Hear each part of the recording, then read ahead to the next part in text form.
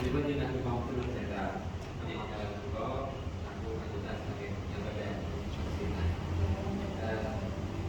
Karakteristik pada zina itu paling awak jagung, berkembang berkala, kekal yang bagus awaknya itu kan setahun dua kali.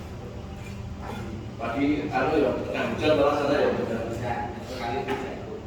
Kita kurang paham materi ini, tapi dari masyarakat itu kadang-kadang inginnya itu NU itu memberikan. NU itu inginnya memberikan. Jadi NU itu kalau apa bagi ilmu atau dari masyarakat. Harapan kami di Masjid itu dari agensi kita yang memberikan ke pendidikan pertanian. Kita masih bingung lahan ini yang paling cocok untuk apa, itu kadang kita masih kesulitan. Kayak gitu-gitu aja. Mungkin demikian, mohon maaf apabila tidak nyambung karena mohon maaf. Jadi pertanyaan pertama ini mungkin itu ketinggiannya berapa Pak? Untuk ada cerita yang jelas lebih rendah daripada Pada sidang itu kisaran antara 450 sampai 600. Kalau 450 masih bisa untuk pertanian, khususnya padi. Tanaman padi sama kayak jagung kayak perlakuannya. Jadi pertama itu dengan ambil sebelum tanam waktu pengarapan terakhir dengan pemakaian fosfat. Dengan catatan nggak boleh tergenang air. Jadi semua tanaman saya bilang untuk lahan pertanian mau hortikultura atau yang lain itu wajib jangan sampai tergenang air. Apalagi kalau ada hujan. Ada hujan itu kan sangat tinggi natrium asam. Kalau bisa hanya lewat aja Pak. Yang perlu pertama itu pupuknya, kedua cara tanam. Kalau untuk tanaman padi jangan terlalu banyak. Ini Pak, pertama usia bibit itu maksimal cuma 15 hari. Maksimal Pak. Banyak apa sampai kalau 2,5 bulan sudah mulai akar sudah mulai besar. Yang jelas, yang kedua yang perlu sangat penting cara tanam. Cara tanam jangan melebihi 2 cm. Kan kebanyakan kalau orang apalagi lahan gembur sampai 5 cm ini susah untuk berkembangnya tanaman padi. Karena tanaman padi ini beranah dulu baru gunting Pak. Jadi kalau posisi bibit itu sangat dalam, ini pembekaran akar itu kurang maksimal, tunggu longsornya di tanah baru optimal. Jadi pertama itu dikasih produk pupuk kita, yang kedua tanam jangan melebihi 2 cm dan jangan terlalu banyak bibit, maksimal cuma 2. Dua jarak mungkin sama ya 20-25 cm. Jadi pertama pupuk, yang kedua tanam nggak boleh lebih 2 cm. Tujuannya biar akar cepat optimal dan akarnya banyak. Kalau ini diterapkan minimal 60 batang per satu bibit. Jadi nantinya Pak, kita kalah hijau daun. Kalau tanaman padi itu cuma perhatikan daun yang di atas, bendera di atas. Kalau di atas kokoh itu tanggal buah. Jadi kami di Wonogiri pernah ada Pak, uji demo 1 hektar itu 13,5 ton. Itu tinggal bersama 400 kilo. Yang jelas tidak boleh terkena air. Kedua, pemakaian fosfat itu di awal ada susulan. Jadi pertama pupuk dasar, yang kedua 14 AST, yang ketiga 42 hari, yang terakhir usia 60 hari. Ini puncak buah. Jadi 42 hari itu di masa generatif. Jadi perlakuannya beda Pak ya. Nanti ada dari katalog kita tata cara penanaman khusus padi. Kalau jagung itu kami sarankan bisa juga tanam dulu baru pupuk, kecuali podar. Kalau podar ada saudara kami juga pernah di Mobil kemarin itu dulu kami juga boleh. Tapi kalau yang belum podar itu yang baru yang dulu berandul, jadi itu bukan untuk regeneratif Pak ya. Itu semua untuk akar dan batang. Jadi beda pupuknya Pak. Kalau di awal sudah boleh pakai pupuk. Tapi bisa juga pakai granul karena granul vegetatif bisa, regeneratif bisa. Jadi harus diperhatikan yang itu Pak. Jadi pertama pengolahan tanah, kedua pembibitan. Bibit tidak boleh dari 2 batang dan tanam nggak melebihi 2 cm. Kalau yang diterapkan Pak, petani pasti kaya. Di negaranya orang Australia itu bukan pejabat yang berhasil kayak semua petani. Kenapa mereka itu berhasil? Karena satu, mereka fokus di petani. Kedua, pemerintah menaungi. Seperti contohnya ini Pak, di Malaysia, negara tangga itu punya 1 hektar sawit mengalahkan kita di Montana. Karena pemerintah itu menaungi, namanya MPOC. Saya pernah kasih tahu. MPOC itu Malaysia Palm Oil Production. Khusus sawit aja. 1 divisi sawit, 1 divisi tanaman. Negara kita belum ada Pak. Negara kita terbiasa dengan sistem paketan kartel. Kalau si A yang menang, semua paketan. Bahkan yang nggak punya ilmu. Sekarang gimana Pak? Kalau yang bukan ilmunya, orang biasa kelas ngintip, mati kata namanya Pak. Ya, itu terbiasa. Jadi kita nggak usah ikuti, nggak usah musuh negara karena kita wajib gugur waktu lima. Tetap kita harus gugur negara. Yang jelas kalau kita pengen makmur ya minimal dari organisasi. Yang jelas harus punya ilmu dulu. Nggak boleh ikuti buta atik madu, nggak boleh ikuti anjuran-anjuran yang bisa dikatakan bakal berubah. Logikanya Pak, kenapa pemerintah buat produk organik? Kok nggak bertahan di pola awal Korea, LPK? Mereka punya tanaman bukan di sini Pak, Kalimantan. Nggak pernah pakai produk yang mereka. Saya punya data semua, mereka nggak pernah pakai produk karena mereka tahu berdasarkan dengan analis dan riset. Jadi semua tanaman, entah tanaman tahunan atau tanaman bulanan, wajib pakai fosfat. Kalau urea sama kacanya dengan bodrek. Bodrek itu bukan untuk menyembuhkan, tapi penghilang rasa sakit. Akhirnya tanaman harus terbiasa dengan air. Gak dikasih air, hijau daunnya kurang. Cuma kita nggak perlu daun Pak, kita nggak jualan daun, jualan hasil Pak. Jadi kita yang pertama, petani harus punya ilmu dulu. Kalau sudah ilmu, berarti diterapkan dengan ilmu praktek baru hasil. Jadi mulai dengan tahap awal ini, alhamdulillah kita dimulai sudah ada 90 ton. Tinggal nanti jenengan kalau bulan hasil dari Moblok, nanti mungkin bisa diantar dengan saudara saya di daerah Dieng 3.200, namanya Mas Haji. Meskipun itu tanaman kentang, itu buah tanaman lain Pak. Tinggal tata caranya aja. Kalau kentang mungkin di perburutan mungkin ya. Nah, kalau padi atau jagung itu kan per hektar.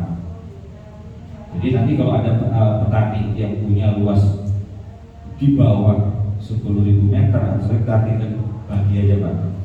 Umpama jadinya punya lahan di 2.500 hektar, berarti kan dari 500 itu tinggal dibagi aja.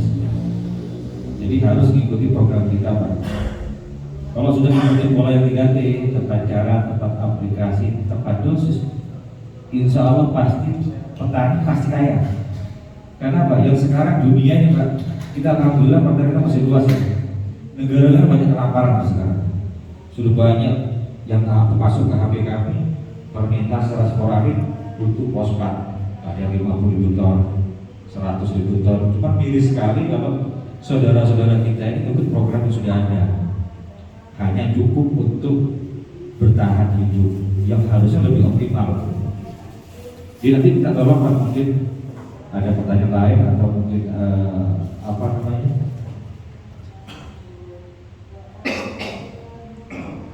Mau tanya masalah keseluruhan, tapi di PDF ada, kami kirimkan ke saudara kita untuk memang nggak semua tanaman Pak ya.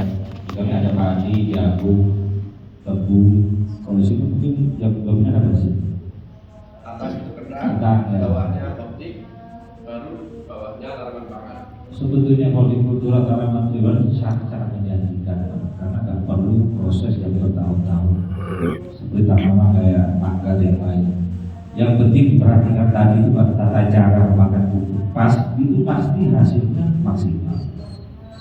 Jadi kalau dicampur dengan organik boleh pakai, tapi dengan cara wajib pakai fosfat dan jangan terlalu banyak. Karena jadi kan susah untuk kontrol Pak ya. Karena petani kan biasanya instan dan pembelian hanya 20.000 atau 50.000. Tapi saya heran pemakaian organik sangat over. Nah kalau terlalu over ini bahaya Pak. Seperti kalau proses ginjal gitu Pak.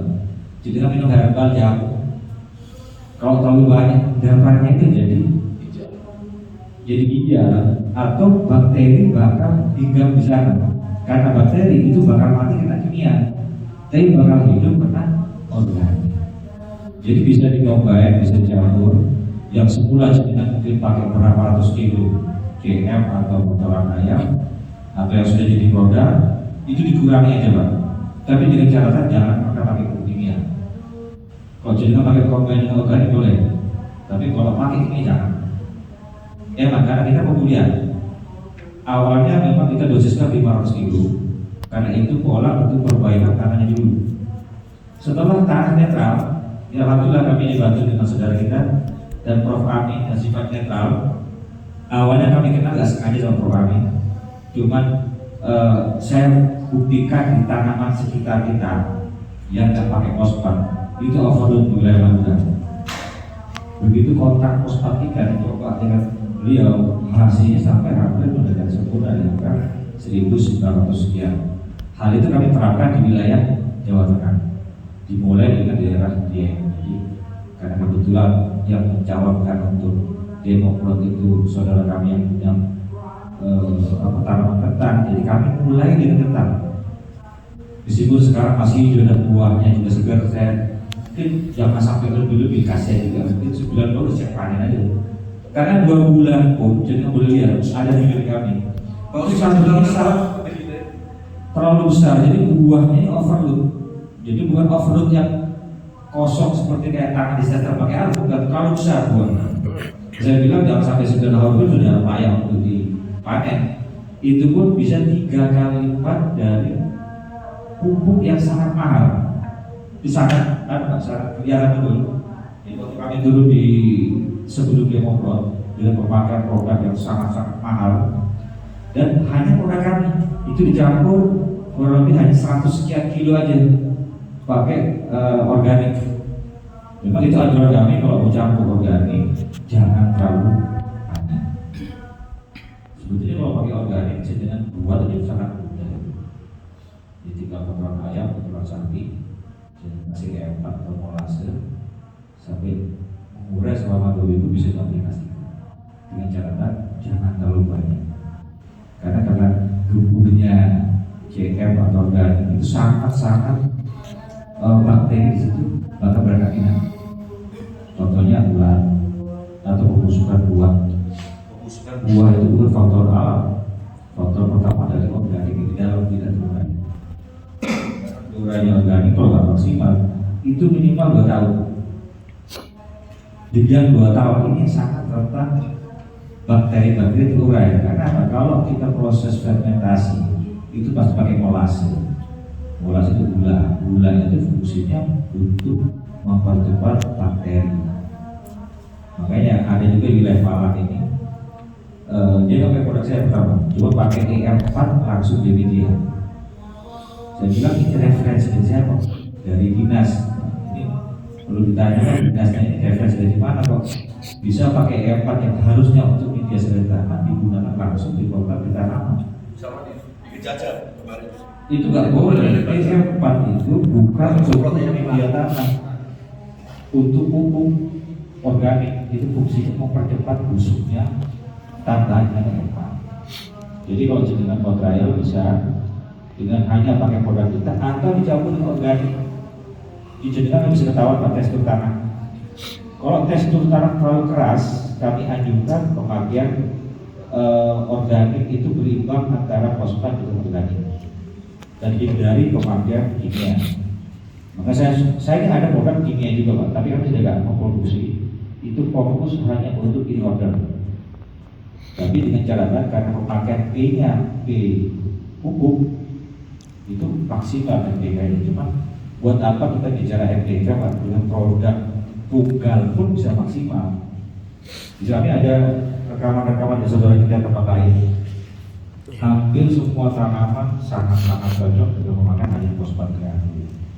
Yang lambat laut dosis berkurang, yang semula 500 kilo itu stabil di angka 300 kilo, paling tidak di 6 kali panen sudah berkurang dosisnya. Mungkin ada pertanyaan yang lain mungkin. Siap. Ya Mas, terima kasih. Assalamualaikum warahmatullahi wabarakatuh. Waalaikumsalam warahmatullahi wabarakatuh. Nah, dari Pak juga masih untuk melengkapi sahabat pegang.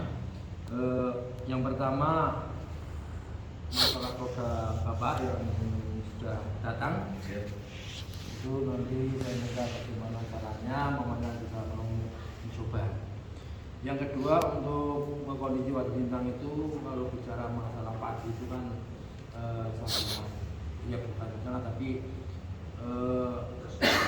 bukan hanya padi sebetulnya di sana, tapi lebih yang lain seperti umbi-umbian, seperti tales, fusil, dan singkong ini juga perlu ditingkatkan. Nah, karena itu kalau petani kita itu kan sebenarnya nggak sangat paham fosfat itu apa, NPK itu apa ya Mas. Dan saya terima kasih kalau nanti itu ada produk, kalau nanti namanya cocok di Wadah Bintang ya barangkali nanti kami bisa mencoba atau bisa ikut bergabung. Demikian. Terima kasih. Terkait dengan tanaman umbi-umbian, Ya. kita sebelumnya pakai apa? Biasa pakai NPK. Perlakuan seperti apa? Ya biasa aja itu lagi nanam itu kalau sudah tumbuh baru dikasih pupuk. Cuma sekali dok awalnya. Sebetulnya semua umbi-umbian saya hanya pakai tepung dan sedikit granul. Dengan lebih irit karena semua umbi-umbian hanya beda. Kalau granul kami ada namanya ZBT Pak, untuk mempercepat proses generasi. Tapi khusus umbi-umbian itu tepung dan granul. Tepungnya tepung apa nih? Tepung fosfat yang powder. Oh iya. Jadi sebelum dibuat granul, kalau Jadi gini, sama kayak saya di Lampung ya, di situ ada lahan asam basa, asam kering. Khusus untuk singkongnya pemakaiannya besar. Tapi perbatannya yang istimewa. Tapi di Lampung ini karena banyak juga pabrik tapioka yang tidak dijual itu petani. Nah, di sini kan saya nggak tahu kira-kira hasil panen jual sama siapa dan harganya berapa. Tapi meskipun harga murah pun dengan pemakaian pupuk yang benar kan hasilnya maksimal. Dan kalau singkong kendalanya karena harga ya. Apalagi dengan NPK yang sangat-sangat tidak masuk akal. Tidak ada anjuran pemakaian NPK di umbi-umbian. Karena umbi-umbian hanya petok dari yang lain. Semua singkong atau semua petang sebetulnya itu karena cuma prosesnya pendek 3 bulan kalau dengan fosfat merah. Tapi khusus untuk singkong tanam tahu hanya pakai fosfat tepung dan granul. Granul tidak banyak. Makanya kalau pakai urea kan subur lah, tapi buahnya tidak ada. Apanya itu? Urea. Buahnya tidak ada. Sebenarnya maksudnya Mau jenengan mau orang mau singkong semua yang di umbi tanah yang tanaman lama itu wajib pakai tepung. Sisanya setelah masa itu 2 kali pembukaan 2 bulan dan usia 4 3 kali pembukaan. Memang agak besar pemakaiannya tapi kan hasil maksimal. Jenengan kalau singkong mereka berapa? Atau perbatan berapa? cuma 1 sendok, 1 sendok Bukan, makan. hasil akhirnya singkongnya berapa? Wah, tidak bisa diprediksi. Kadang-kadang itu kan juga banyak sekali kadang-kadang. Enggak kalau dibuat rata-rata Kalau belum bisa. per hektar aja berapa? Tidak Satu bagan ada 5 kilo. ada kadang-kadang tidak dihitung itu Pak. Oh iya. Satu tanaman. Petani minyak kami kan kami hitung Pak. Tapi kira-kira kalau memang subur itu ya sampai 5 kiloan ada. Kalau kami itu minim 9 kilo maksimal Pak. Satu batang. Satu batang. Dan kalau untuk tanaman singkong untuk konsumsi kami anjurkan jangan sampai lebih 8 bulan. Tapi itu pemupukannya 3 kali. 3 kali pembukaan jadi awal usia 2 bulan dan usia 4 bulan. Jadi pemakaian awal yang besar. Dan itu paling tidak seminggu sebelum tanam di orang. Jadi jangan dilupa cepat. Jadi biar maksimal itu dihapus di bulutannya. Tepungnya itu mahal Pak. Tepung lebih murah. Dan nanti ada plan dari saudara kita khusus untuk tanaman singkong. Kami ajukan jangan beli pupuk yang tepung lebih murah. Tapi kalau tanaman jagung, padi itu wajib pakai. Khusus tanaman ubi-ubian, karena ubi-ubian kan nilai ekonomisnya kurang ya. Tapi kalau dengan kita perlu dengan barang yang melimpah, Masuk untuk pisang juga. pisang nggak gandum pisang. Jadi pisang apa Fendis? Pisang Biasa. Ya, pakai gandum.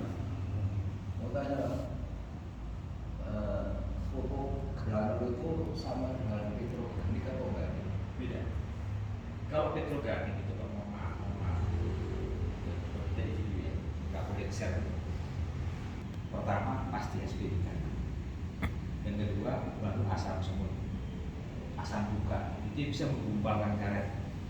Nah sekarang kalau pupuk ini menggumpalkan asam, bagaimana dengan tanaman? Tanaman itu kalau pakai SP3 bukan gembur tapi melengkung. Sama kayak jenisnya pakai gramoxone, pakai herbisida, karena melepuh nggak? Beli coba. Nah itu dengan pemakaian fosfat yang program itu pasti melengkung, bukan karena suburnya P, karena reaksi kimia. Karena mereka produk impor, karena mereka mau gabung itu saya nggak pernah mau. Karena pasti ada oknum yang nakal. Kalau mau dengan kita polanya seperti ini. Saya nggak mau produk ini diberikan dengan BUMN. Pastinya ada oknum-oknum nakal yang mencampur produk yang dirugikan oleh petani, Pak. Dan mas petani dirugikan. Kalau BUMN masuk, saknya sak kita di bawah boleh didistribusikan oleh pemerintah.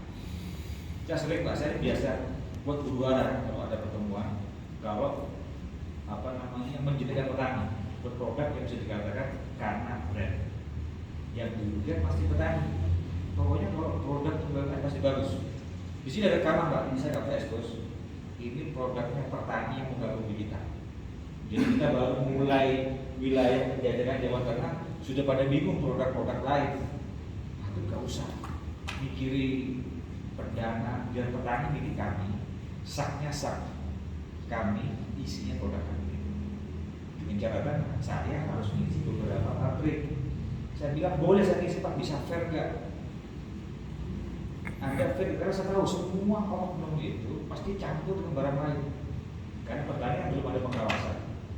Kecuali petani ini minta maaf, tiap daerah ada pembentukan organisasi yang membuat untuk labeling, untuk uji analis bahwa ini bakal referensi untuk pupuk, itu baru bisa fair apa tidak. Saya yakin pihak BUMN nggak bakal berani seperti itu.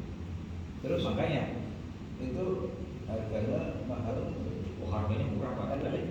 Gini Pak, Petroorganik itu kan termasuk subsidi. sekarang ini Pak, yang disubsidi itu apa?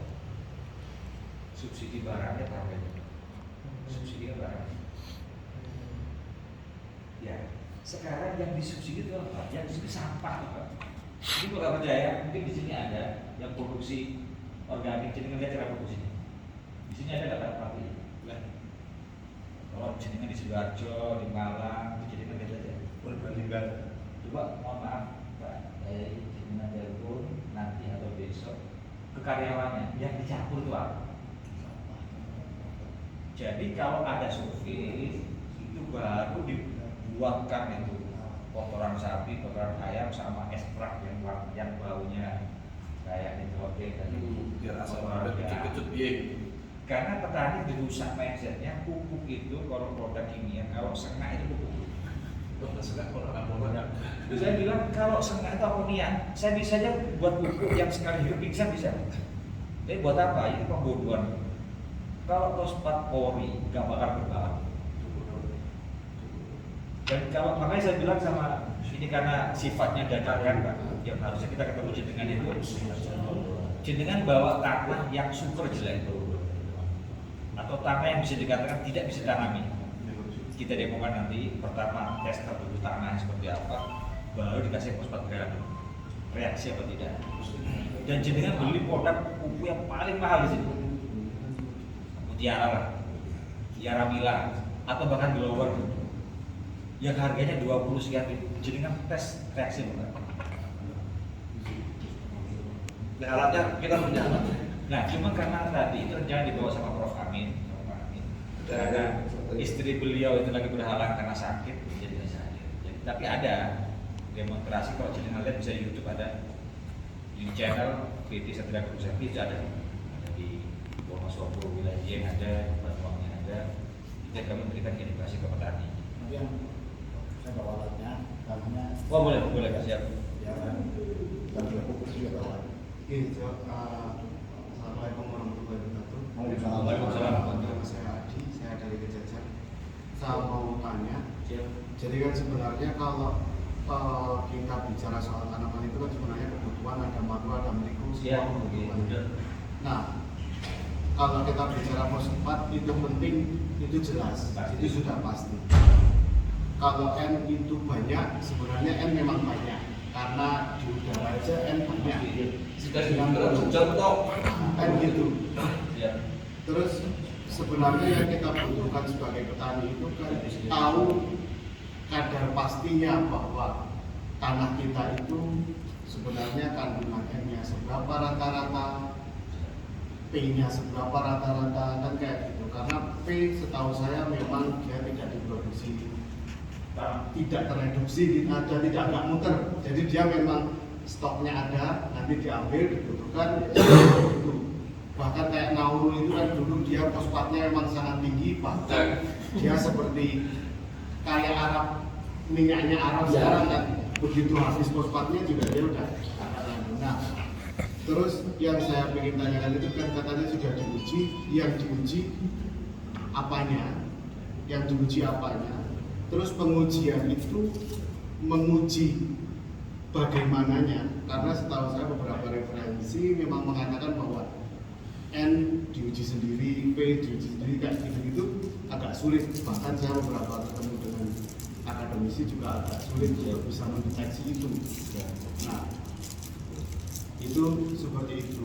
Terus kalau misalnya saya ini yang terjadi di Kejajar, kalau kita bicara soal apa sih sebenarnya yang menjadi masalah petani, yang menjadi masalah petani itu kompleks sekali, bahkan mulai dari bibitnya, dari penanamannya, tanahnya, terus nanti panennya, produknya, sampai ke harganya, itu tuh seperti nggak fair semuanya. Gitu.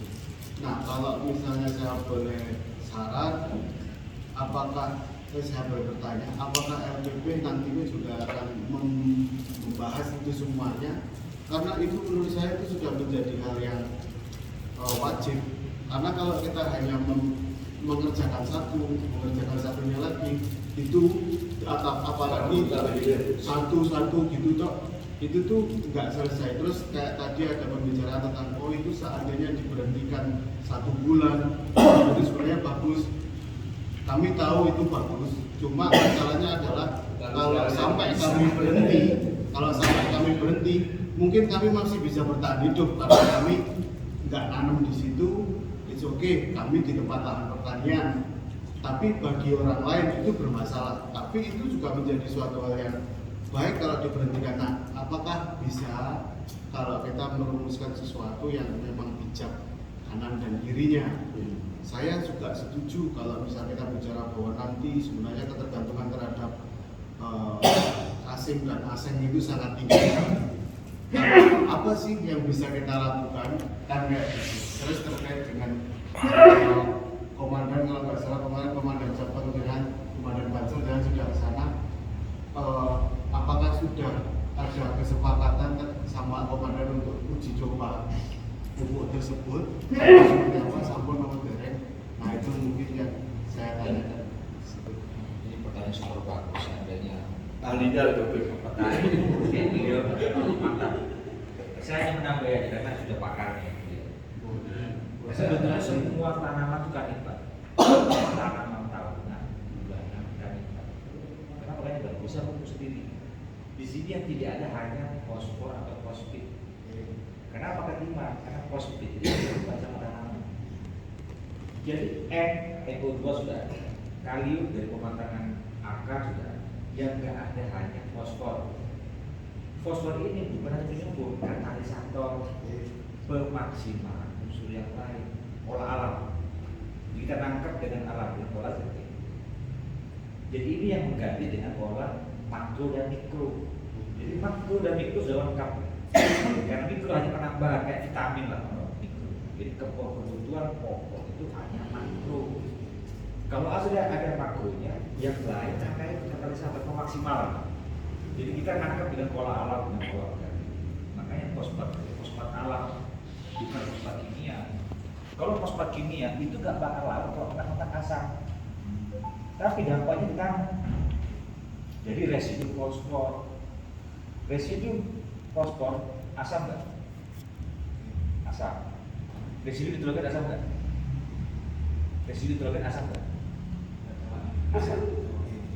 Kalium dari mana? Kalium klorida K2O. Miurat of potasium. Miurat of potasium itu pematangan buah. Nggak perlu pakai KCl. Karena pematangan buah buat apa kalau pola alam? Dia pemaksimalan P. Jadi intinya di tanah N dan K ada, yang nggak ada hanya fosfor atau fosfit. Kalau ini diterapkan, nggak perlu pakai beli urea, nggak perlu pakai beli KCl, hanya pemakaian fosfit yang tidak ada. Karena hulu makro dan mikronya ada. Jadi kita memanfaatkan dengan pola alam N dan K. Contohnya di semua jalan. Ini kenapa nggak subur? Di sini nggak ada urea, nggak ada fosfat, nggak ada KCl. Karena semua tanaman itu kanibal, bisa makan sendiri. Cuma kalau dibuat komersil susah karena pola alam. Di bulan sekian pasti berbuah. Nggak bisa ditentukan kapan berbuah. Makanya di sini perlu pola yang makro, perlu pupuknya tanamannya. Jadi benar yang tadi bilang bahwa harus ada makro mikro. Di jawaban saya, pola makro mikro hanya didapat dengan fosfat. Karena bukan asam. Pertama, fosfat kalau berdiri sendiri itu bukan pupuk. Tapi kalau fosfat senyawa dengan kalsium, jadi di kalsium fosfat. Di kalsium fosfat ini pakan ternak bisa, tapi harus sama-sama kandungannya. Jadi kalau fosfatnya 20%, CaCO3-nya, kalsium karbonnya 20%, sama. Itu digunakan untuk pakan ternak. Jadi kita kirim ke Vietnam, Pak. Dari Vietnam dikirim ke produk itu pakan ternak, Opang, Monokoyo, AS, pabrik pakan ternak yang impor dari Vietnam, padahal barang dari kita. Jadi sangat-sangat satu ramah lingkungan, yang kedua pasti rekomen main. Sama kayak tebu. Tebu saya ekstrim, saya tanam tebu bukan di musim hujan. Saya tanam tebu di musim panas, asalnya ada airnya. Karena musuhnya tebu sama kayak tanaman lain. Natrium dari air hujan, asam. Itu mengurangi kandungan gula. Jadi nggak mutlak bahwa tebu besar itu hasil gulanya banyak. Tapi kalau punya kita tebunya besar, hasilnya maksimal. Di situ ada buku, itu karangan Belanda bagus itu. Namanya The Growing of Sugarcane. Zaman Belanda tahun 1911 sudah pakai fosfat. Yang berubah siapa? Yang berubah kan sistem negara kita. Bebas. Jadi pupuk itu pertama itu digunakan untuk ketahanan pangan. Karena ada bibit-bibit yang sifatnya pendek. Sistem hanya 3 bulan mungkin baru